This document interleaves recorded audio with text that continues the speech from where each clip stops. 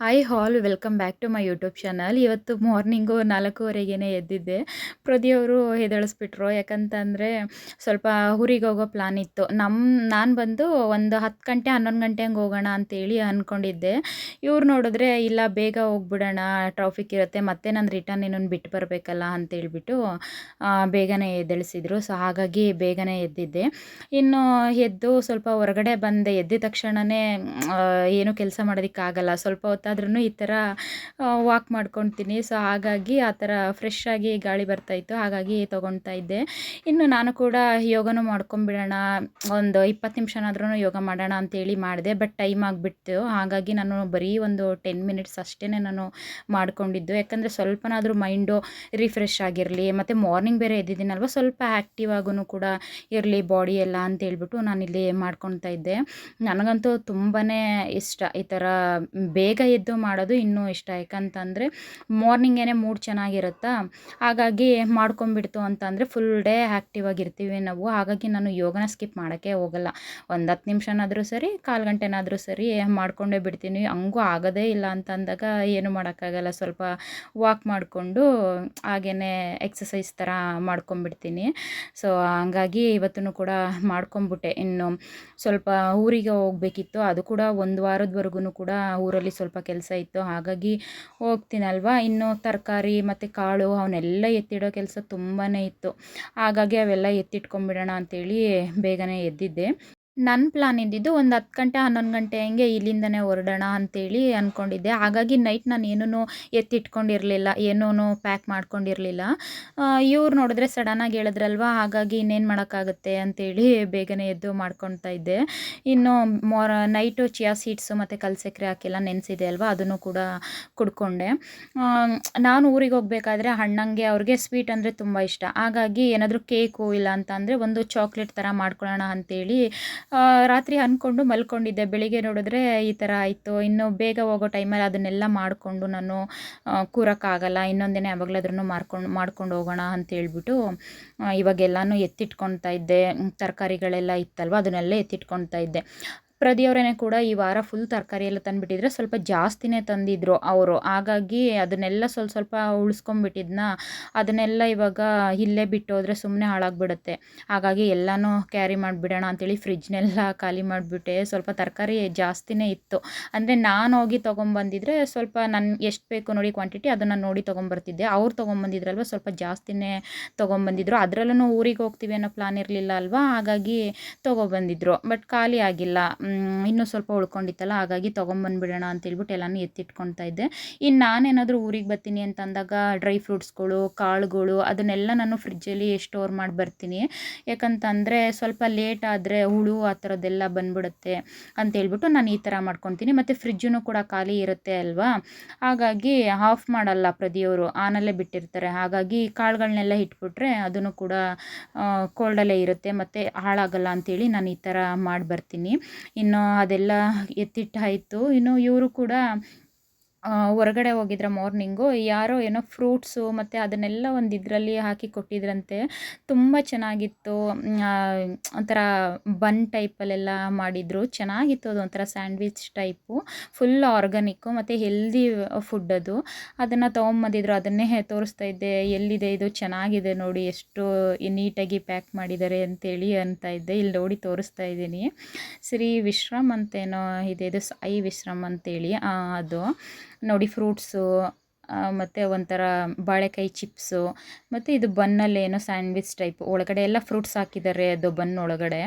ಚೆನ್ನಾಗಿತ್ತು. ಅದನ್ನು ಕೂಡ ನೋಡಿಬಿಟ್ಟು ಚೆನ್ನಾಗಿದೆ ಅಂತ ಹೇಳ್ತಾ ಇದ್ದೆ. ಇನ್ನು ಅದನ್ನೇ ತಿನ್ಕೊಂಬಿಡೋಣ, ಇನ್ನು ಟಿಫನ್ ಏನು ಮಾಡೋದು ಅಂತೇಳಿ ಏನೂ ಮಾಡೋಕ್ಕೆ ಹೋಗಲಿಲ್ಲ. ಎಲ್ಲನೂ ಒಂದು ಬ್ಯಾಗಿಗೆ ಸ್ಟೋರ್ ಮಾಡ್ಕೊಂಬಿಡೋಣ ಅಂತೇಳಿ ಮಾಡ್ಕೊತಾ ಇದ್ದೆ. ಸ್ವಲ್ಪ ತರಕಾರಿಗಳನ್ನೆಲ್ಲ ನಾನು ಕವರಲ್ಲೇ ಕಟ್ಟಿ ಇಟ್ಬಿಟ್ಟಿದ್ದೆ. ಗೊತ್ತಿತ್ತು ನನಗೆ ಏನಾದ್ರೂ ಹೋದರೆ ಸುಮ್ಮನೆ ಏನಕ್ಕೆ ಬಾಕ್ಸ್ಗಳನ್ನೆಲ್ಲ ತೊಳೆದು ಎಲ್ಲನೂ ಇಟ್ಬಿಟ್ಟಿದ್ದೆ. ಇನ್ನು ಸ್ವಲ್ಪ ಕವರ್ಗೆ ಹಾಕಿರಲಿಲ್ಲ, ಹಾಗೇ ಇಟ್ಟಿದ್ದೆ ಬಳಸ್ಕೊಳ್ಳೋದ ಅಂತೇಳ್ಬಿಟ್ಟು. ಇನ್ನು ಕವರ್ಗಳಿಗೆಲ್ಲ ಪ್ಯಾಕ್ ಮಾಡಿಕೊಂಡು ಎಲ್ಲನೂ ಎತ್ತಿಟ್ಕೊಂಡ್ಬಿಡ್ತಾ ಇದ್ದೆ. ಇನ್ನು ಅಮ್ಮನ ಮನೆಯಿಂದ ಬಂದಾಗೆಲ್ಲ ಸ್ವಲ್ಪ ಬಾಕ್ಸು ಅದು ಇದು ಎಲ್ಲ ತೊಗೊಂಬರ್ತಿದ್ವಿ. ಏನಾದ್ರೂ ಮಾಡಿದಾಗ ಅವರು ಅಲ್ಲಿಂದ ಕೊಟ್ಟು ಕಳಿಸ್ತಾ ಇದೆ ಅಲ್ವಾ, ಬರಬೇಕಾದ್ರೆ ತರ್ತಾಯಿದ್ವಿ. ಇಟ್ಟಿದ್ದೀವಿ. ಇನ್ನು ಆ ಬಾಕ್ಸ್ಗಳನ್ನೆಲ್ಲ ಮತ್ತೆ ತೊಗೊಂಡೋಗ್ಬೇಕಿತ್ತು. ಹಾಗಾಗಿ ಎಲ್ಲ ಬಾಕ್ಸ್ಗಳನ್ನೂ ತೊಳೆದು ರೆಡಿ ಮಾಡಿ ಇಡ್ತಾ ಇದ್ದೆ, ತೊಗೊಂಡೋಗೋಣ ಅಂತೇಳ್ಬಿಟ್ಟು. ಇನ್ನು ತುಪ್ಪದ್ದು ಎಲ್ಲ ಕೊಟ್ಟಿದ್ರಲ್ವ, ಅದನ್ನು ಕೂಡ ನೆನ್ನೆನೇ ಎಲ್ಲ ವಾಶ್ ಮಾಡಿ ಇಟ್ಕೊಂಡಿದ್ದೆ ಬಾಕ್ಸ್ಗಳನ್ನ. ಇನ್ನು ಆ ಕಡೆಯಿಂದ ಮತ್ತೆ ಏನಾದ್ರು ತೊಗೊಂಬರ್ಬೇಕು ಅಂತಂದರೆ ಮತ್ತೆ ಬೇರೆ ಪಾತ್ರೆ ಮತ್ತೆ ಕೊಡ್ತಾರೆ. ಅಲ್ಲಿಂದ ತಂದು ಇಲ್ಲೇ ಜಾಸ್ತಿ ಪಾತ್ರೆಗಳಾಗ್ಬಿಡುತ್ತೆ. ಹಾಗಾಗಿ ಅವ್ರದ್ದೆಲ್ಲ ಇಲ್ಲಿಂದನೇ ತೊಗೊಂಡೋಗೋಣ ಅಂತೇಳಿ ಎಲ್ಲನೂ ರೆಡಿ ಮಾಡ್ಕೊತಾ ಇದ್ದೆ. ಇನ್ನು ಫ್ರೂಟ್ಸ್ಗಳೆಲ್ಲ ಇತ್ತು, ಅದನ್ನು ಕೂಡ ಎತ್ತಿಟ್ಕೊತಾ ಇದ್ದೆ. ಇನ್ನು ಸ್ವಲ್ಪ ನಾನು ಬಟ್ಟೆನೆಲ್ಲ ಕ್ಯಾರಿ ಮಾಡಲ್ಲ, ಅಲ್ಲೇ ಸುಮಾರಷ್ಟಿದೆ, ಇಲ್ಲೂ ಇದೆ ಅಲ್ಲೂ ಇದೆ. ಹಾಗಾಗಿ ನಾನು ಬಟ್ಟೆನೆಲ್ಲ ಕ್ಯಾರಿ ಮಾಡಲ್ಲ. ಇನ್ನು ಸೀರೆ ಎಲ್ಲ ಇತ್ತು, ನಾನಿಲ್ಲೆಲ್ಲೂ ಹೋಗಿರಲಿಲ್ಲ ಅಲ್ವ, ಹೊಸ ಸೀರೆ ಎಲ್ಲ ವೇರ್ ಮಾಡಿರಲಿಲ್ಲ. ಹಾಗಾಗಿ ಅಲ್ಲೇ ಟೆಂಪಲ್ಗೆ ಏನಾದ್ರೂ ಹೋಗ್ತೀನಲ್ಲ, ನಾನು ಇಲ್ಲಿಂದ ಊರಿಗೆ ಹೋಯ್ತು ಅಂತಂದರೆ ಊರಿಂದ ಎಲ್ಲಾದ್ರೂ ಹೊರಗಡೆ ಹೋಗ್ತೀನಿ. ಹಾಗಾಗಿ ಅಲ್ಲಿ ವೇರ್ ಮಾಡೋಣ ಅಂತೇಳಿ 2 ಸ್ಯಾರಿನ ಹಾಕ್ಕೊತಾ ಇದ್ದೆ ಅಷ್ಟೇ.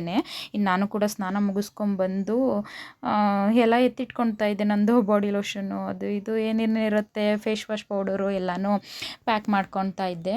ಇನ್ನಲ್ಲಿ ಇನ್ನೊಂದು ಚಿಕ್ಕ ಬ್ಯಾಗ್ ಇಟ್ಟಿದ್ದೀನಲ್ಲ, ಅದಂತೂ ನನಗೆ ತುಂಬಾ ಇಷ್ಟ. ಎಲ್ಲಾದರೂ ಹೋದಾಗ ಹ್ಯಾಂಡ್ ಬ್ಯಾಗ್ ಥರ ಕ್ಯಾರಿ ಮಾಡ್ಬೋದು, ಒಂದು ಮೊಬೈಲು ಅಥವಾ ಏನಾದರೂ ಲ್ಯಾಪ್ಕಿನ್ ಥರ ಇಟ್ಕೊಬೋದು. ಹಾಗಾಗಿ ಅದು ಒಂದಿರಲಿ, ಹೊರಗಡೆ ಹೋದಾಗ ಲಾರ್ಜ್ ಬ್ಯಾಗ್ನೇ ಕ್ಯಾರಿ ಮಾಡೋಕ್ಕಾಗಲ್ಲ ಸಮ್ ಟೈಮು ಅಂತೇಳ್ಬಿಟ್ಟು ಅದನ್ನು ಕೂಡ ಎತ್ತಿಟ್ಕೊತಾ ಇದ್ದೀನಿ. ಬೆಳಿಗ್ಗೆಯಿಂದನೂ ನಾನು ಚಿಯಾ ಸೀಡ್ಸ್ ಬಿಟ್ಟು ಇನ್ಯಾವ ನೀರನ್ನು ಕುಡ್ದಿರಲಿಲ್ಲ. ಹಾಗಾಗಿ 1 ಗ್ಲಾಸ್ ನೀರನ್ನು ಕುಡ್ಕೊಂಬಿಡೋಣ ಅಂತೇಳ್ಬಿಟ್ಟು ಕುಡ್ಕೊತಾ ಇದ್ದೆ. ಇನ್ನು ಊರಿಗೆ ಹೋಗ್ತಾ ಇದ್ವಲ್ಲ, ಹಾಗೆ ಆನ್ ದ ವೇ ನನ್ನ ನಾದಿನಿ ಮನೆಗೂ ಹೋಗೋಣ, ಅಂದರೆ ಸ್ವಲ್ಪ ದೂರ ಇದೆ ಅಷ್ಟೇ, ಅಲ್ಲಿ ಹೋಗ್ಬಿಟ್ಟು ಆಮೇಲೆ ಹೋಗ್ಬೇಕಿತ್ತು. ಸೊ ಹೋಗೋಣ ಅಂತೇಳಿ ಅಂದ್ಕೊಂಡ್ವಿ. ಆಮೇಲೆ ಮತ್ತೆ ಹೋಗಿ ಇವರು ನನ್ನನ್ನು ಬಿಟ್ಟು ರಿಟರ್ನ್ ಬರಬೇಕಲ್ವ, ಹಾಗಾಗಿ ಟೈಮ್ ಆಗಿಬಿಡುತ್ತೆ ಅಂತೇಳ್ಬಿಟ್ಟು ಬೇಡ ಅಂತ ಅಂದ್ಕೊಂಡ್ವಿ. ಬಟ್ ಇರಲಿ ನೋಡೋಣ ಅಂತ ಹೇಳ್ಬಿಟ್ಟು ಅವಳಿಗೆ ಟಾಯ್ಸ್ ತೊಗೊಂಡಿದ್ದೆ ನೋಡಿ, ಅದನ್ನು ಕೂಡ ಎತ್ತಿ ಬ್ಯಾಗ್ ಹಾಕ್ಕೊತಾ ಇದ್ದೆ. ನೋಡೋಣ ಆದರೆ ಹೋಗೋಣ, ಇಲ್ಲ ಅಂತಂದರೆ ಬರೋ ಟೈಮಲ್ಲಿ ಹೋಗೋಣ, ಆ ಕಡೆಯಿಂದ ರಿಟರ್ನ್ ಬರ್ತೀವಲ್ಲ ಆಗ ಹೋಗೋಣ ಅಂತೇಳ್ಬಿಟ್ಟು. ಇನ್ನು ನಾವು ಕೂಡ ಹೊರಟಾದ್ಮೇಲೆ ದಾರಿ ಮಧ್ಯ ಪ್ರದಿಯವರು ಕೂಡ ಹೂವು ಅದೆಲ್ಲ ತೊಗೊತಾ ಇದ್ರು. ಇನ್ನು ಅಲ್ಲಿ ಒಂದು ಸ್ವಲ್ಪ ಆಡು ಮರಿ ಎಲ್ಲ ಇತ್ತು ಆ ಸೈಡು, ಅದನ್ನೇ ವೀಡಿಯೋ ಮಾಡ್ಕೊತಾ ಇದ್ದೆ. ಎಷ್ಟು ಚೆನ್ನಾಗಿದೆ ನೋಡಿ ಕ್ಯೂಟಾಗಿ. ಇದಂತೂ ನಾನು ಕ್ಯಾಮ್ರಾ ಹಿಡಿದ್ರೆ ಮುಂದೆನೇ ಬರ್ತಾಯಿತ್ತು ಈ ಕಪ್ಪು ಆಡು ಮರಿ. ಇನ್ನು ದೇವಸ್ಥಾನಕ್ಕೆ ಹೋಗಿದ್ದೆ ನಾವು, ಹೊನ್ನಾಕನಹಳ್ಳಿ ದೇವಸ್ಥಾನಕ್ಕೆ ಹೋಗ್ತಿದ್ವಿ ಆನ್ ದ ವೇ. ಅಲ್ಲಿ ಪ್ರಸಾದನೂ ಕೂಡ ಸಿಕ್ತು. ನಾವು ಬೆಳಿಗ್ಗೆಯಿಂದ ಏನು ಟಿಫನ್ ಮಾಡಿರಲಿಲ್ಲ, ಹೋಟೆಲ್ಗೆ ಹೋಗೋಣ ಅಂತ ಅಂದ್ಕೊಂಡ್ವಿ. ಬಟ್ ಅಲ್ಲೇ ಅನ್ಎಕ್ಸ್ಪೆಕ್ಟೆಡು, ನಾವು ಪ್ಲಾನೇ ಇರಲಿಲ್ಲ ಟೆಂಪಲ್ಗೆ ಹೋಗೋದು. ಹಾಗೆ ಹೋದ್ವಿ, ದರ್ಶನನೂ ಕೂಡ ಆಯಿತು. ಶನಿವಾರ ಬೇರೆ ಆಗಿತ್ತು, ತೆಗಿತಾರೋ ಇಲ್ವೋ ಅಂದ್ಕೊಂಡು ಹೋದ್ವಿ. ಬಟ್ ಅಲ್ಲಿ ಅವರು ಅರಸರು ಬಂದಿದ್ದರು, ಹಾಗಾಗಿ ಆವಾಗ ಪೂಜೆಗೆ ಅಂತೇಳಿ ಅದನ್ನು ಕೂಡ ತೆಗೆದಿದ್ರು. ದೇವ್ರ ದರ್ಶನನೂ ಕೂಡ ಆಯಿತು, ಪ್ರಸಾದನೂ ಕೂಡ ಸಿಕ್ತು. ನನಗಂತೂ ಎಷ್ಟು ಖುಷಿ ಆಯಿತು ಅಂತಂದರೆ, ಇನ್ನು ಬಸವಪ್ಪನೂ ಅಲ್ಲೇ ಇತ್ತಾ, ನಾವು ಕೂಡ ಇದನ್ನು ಪಾದ ಕೇಳಿದ್ವಿ. ಪಾದ ಕೇಳಿಕೊಂಡು ಇನ್ನು ಮನೆಗೆ ಬಂದ್ವಿ. ಇಲ್ಲಿ ದಾಸವಾಳ ಹೂವು ನೋಡಿ ಎಷ್ಟು ಚೆನ್ನಾಗಿದೆ. 185 ಮೇಲ್ಗಡೆನೇ ಹಾಕೋರೆ ನೋಡು. ಆ ಕಡೆ ಮುಂದೆ ಫ್ರಂಟಲ್ಲಿ ಅಲ್ಲಿ ಮೇಲೆ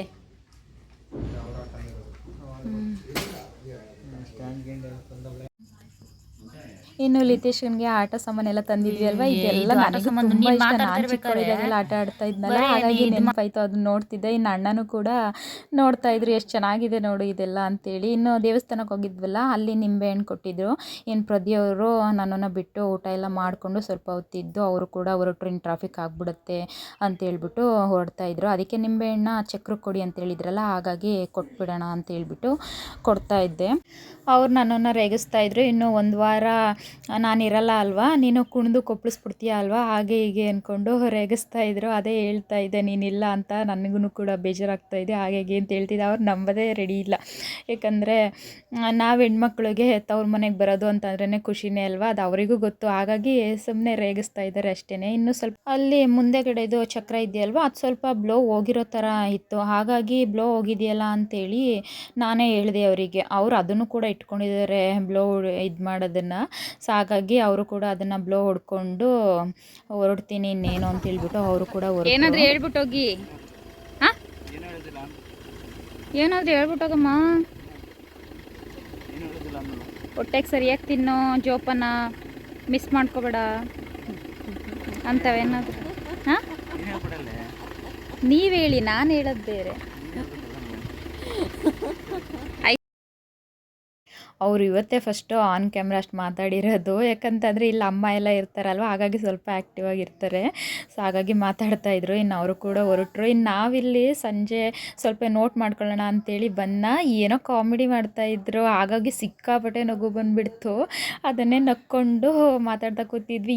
ಇದೇ ಥರ ಅಲ್ವಾ, ಏನಾದರೂ ಊರಿಗೆ ಬಂದಾಗ ಎಲ್ಲರೂ ಒಟ್ಟಿಗೆ ಸೇರಿದಾಗ ಎಷ್ಟು ಖುಷಿ ಆಗುತ್ತೆ, ಎಷ್ಟು ಫನ್ ಮಾಡ್ತಾ ಇರ್ತೀವಿ. ತುಂಬಾ ಖುಷಿ ಆಗ್ತು. ಏನೇನೋ ಮಾತಾಡಿಕೊಂಡು ನಗ್ತಾ ಇದ್ವಿ. ಏನಕ್ಕೆ ಬಾಳೆಕಾಯಿ ಇಷ್ಟೊಂದು ಕೊಯ್ತಾ ಇದೆಯಾ?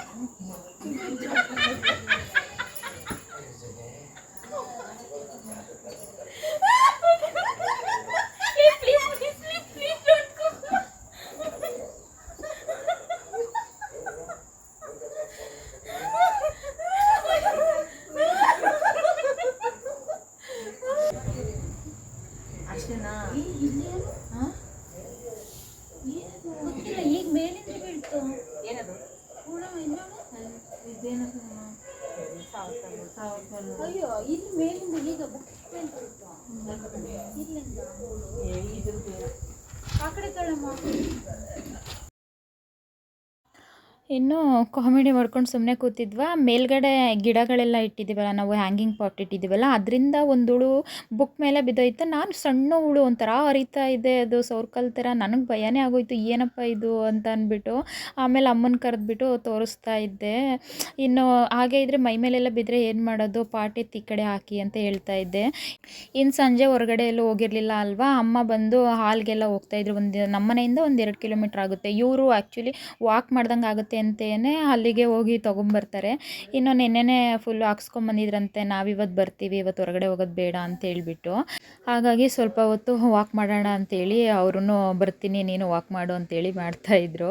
ನಾನು ಮಾಮೂಲಿ ನಾರ್ಮಲಾಗಿ ಮಾಡ್ತೀನಿ ಅಲ್ವಾ. ಇನ್ನು ಇಲ್ಲಿಗೆ ಬಂತು ಅಂತಂದರೆ ವಾಕ್ ಮಾಡೋದು ಇನ್ನೂ ಜಾಸ್ತಿ ಡಬಲೇ ಆಗಿಬಿಡುತ್ತೆ ನನಗೆ. ಯಾಕಂದರೆ ಇಲ್ಲಿ ಸ್ವಲ್ಪ ಕಾಲಿಡಾರ್ ಥರ ಇದೆಯಾ, ಹಾಗಾಗಿ ನಾನು ಊಟ ಮಾಡ್ಕೊಳ್ಳೋದು ಬಂದು ವಾಕ್ ಮಾಡೋದು, ತಿಂಡಿ ತಿನ್ನೋದು ಬಂದು ವಾಕ್ ಮಾಡೋದು, ಮಾತಾಡ್ತಾನೂ ವಾಕ್ ಮಾಡೋದು, ಆ ಥರ ಮಾಡ್ಕೊತೀನಿ. ಅದನ್ನೇ ಹೇಳ್ತಾ ಇದ್ದೆ ನಾನು, ಇಲ್ಲಿಗೆ ಬಂದಮೇಲೆ ತುಂಬ ವಾಕ್ ಮಾಡಿ ಇನ್ನೂ ಸಣ್ಣ ಆಗ್ಬಿಡ್ತೀನಿ ಅಂತ.